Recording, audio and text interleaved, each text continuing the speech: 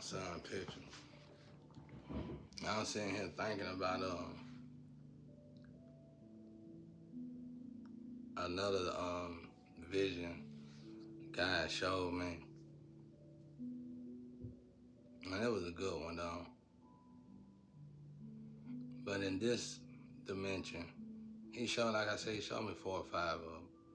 This one I ain't never want to tell because it was too far fetched. But in this one, it's like all this had happened, and there was one person who could have fixed it.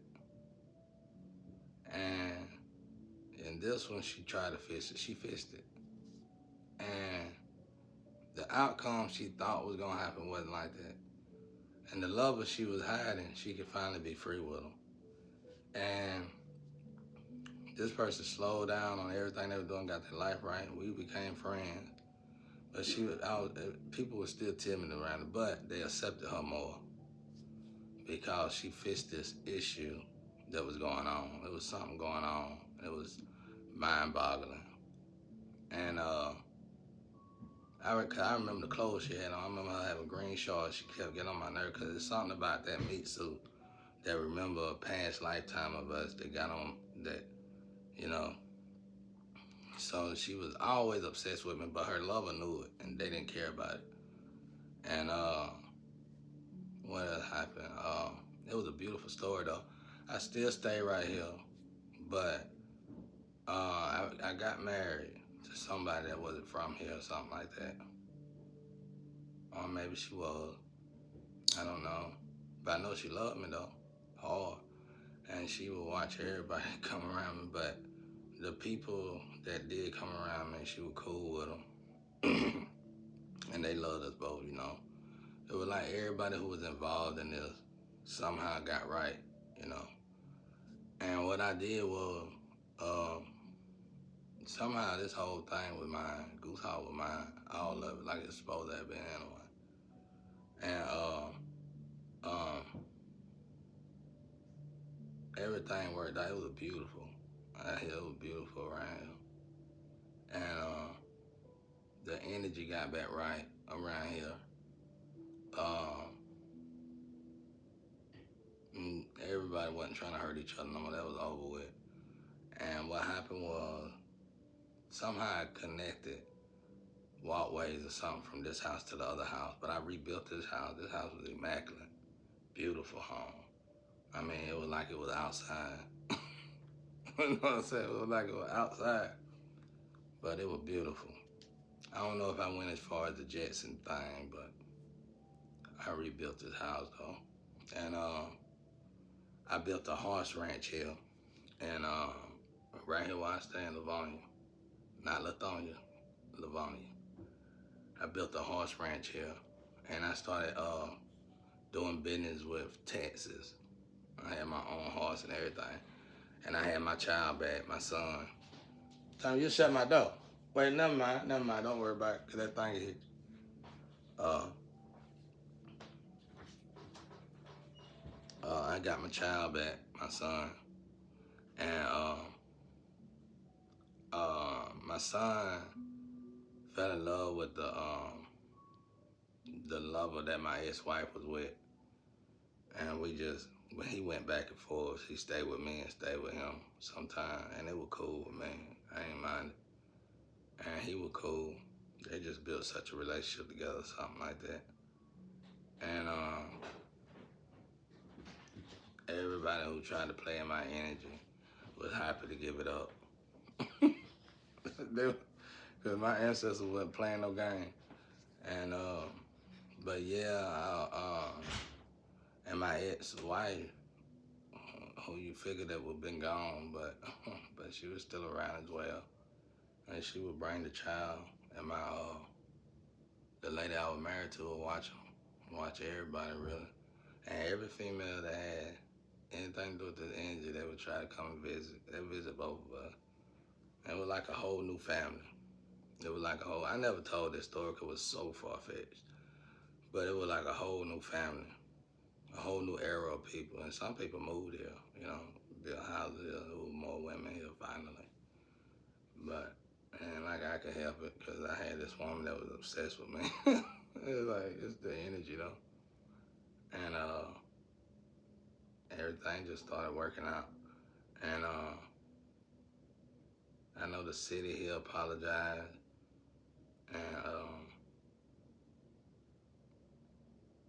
And it wasn't like whatever they was fighting for, the changes they thought was gonna occur wasn't like that at all. And the changes that did happen, they needed to happen. And it made this place a better place.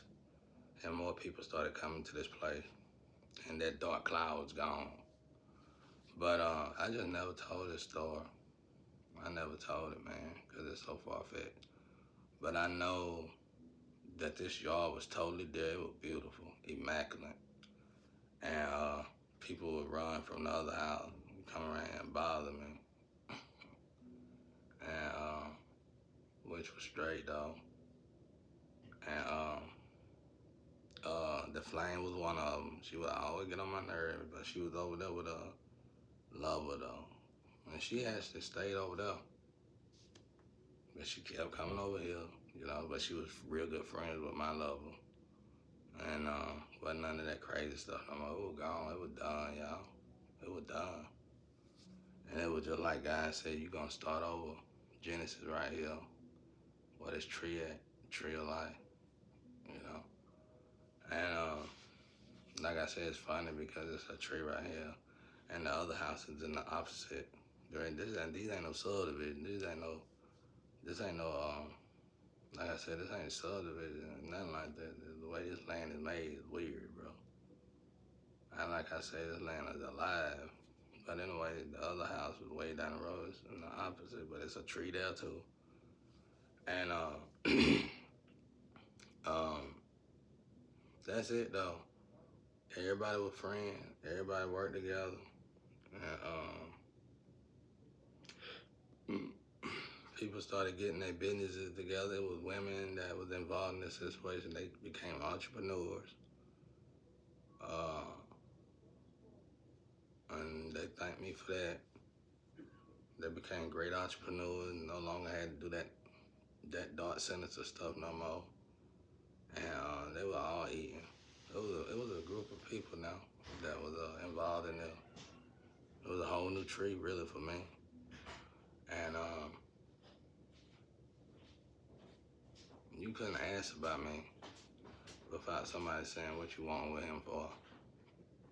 So it was good. But the thing I liked the most about it was the horse ranch. Cause I always told my lady friends, I'm gonna get a horse ranch. I wanna go to Texas, go to the horse ranch. But I had a beautiful horse ranch here in Livonia somewhere, and it worked good hand in hand with Texas. And like I said, people was flooding here now. People was coming here visiting. They were building up other stuff, and they were building it right. It wasn't just random places no more. It was done right. Blueprints were done over. It was done right. And this place started looking like light again. It wasn't so dark. I don't know what made me say this, y'all. But like I said, it's just, it's like it only took one person to stop something. And you know, I was just writing it off as a double deal. But it only really took one person to stop something. And that person would have had to grow and evolve out of that lie she was living. And this person kept trying to live a lie. And, you know, that's the thing about me that was hard in the streets. When I started getting right with God, before I can really bring that closure like I want to, it was things done in these streets that I know I participated in that I had to make right.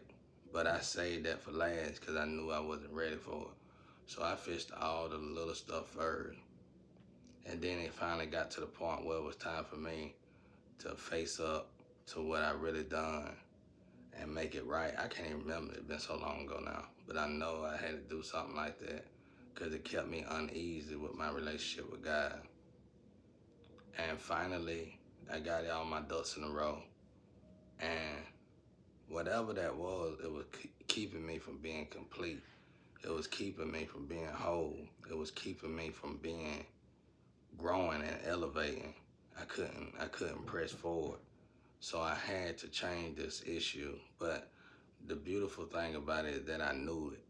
I knew this. I knew I had to get this right. I knew I had to fix that. But I just knew I wasn't ready for it. So I just worked around it, dodged it. Some people, when they do this, they lie a lot, play in somebody else's shadow. But I just worked around it, dodged it as much as I could until it was time, until I finally got the heart to face that and make that right. But when I made that right, the closure that I needed finally came. So I guess somebody needed to hear that. I ain't talking about this situation really. I just want to tell y'all that story. I never told that story because, like I said, it was so far-fetched. My God. It's a good story, though. It's a great story. But it was like a lot of hidden stuff had to come to the light, and people had to let it go. Just let it go. And it's like that warp energy. It's like somebody, the energy that's being warped right now, somebody is holding it. But like I told my family, I don't know if y'all been hearing this, but it's one thing I want you to hear. If you don't hear nothing else, you make somebody go through humiliation their whole life. You humiliate somebody their whole life. And now it's come one time in your life to be humiliated. You should be able to embrace that. It shouldn't be no problem to deal with that and take that on. Because in this situation, y'all did the most. Y'all made shirts. Y'all,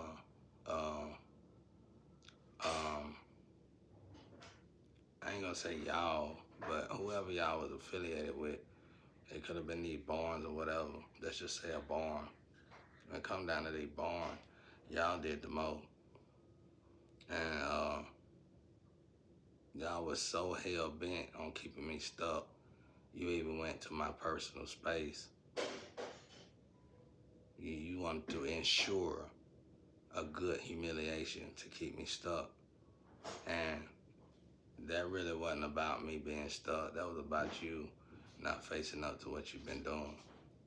So my advice to you is to clear your slate, clean your plate, and give it to God and deal with that humiliation. Because you ought to be thankful and thank God that some of y'all got real old doing this stuff. You ought to thank God that you was able to go that long and get to live life that long after doing so much damage like that. So that's all I got to say about it. And y'all ain't got no pay, I know.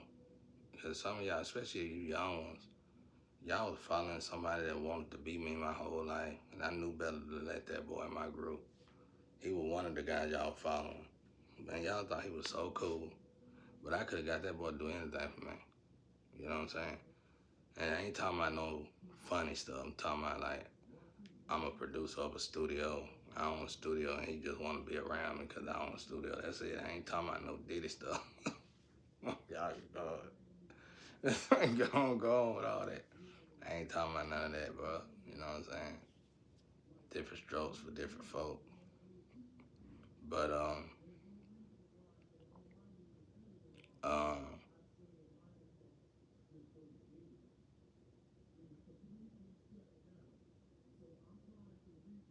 that's it though. I just want to tell that story because it was like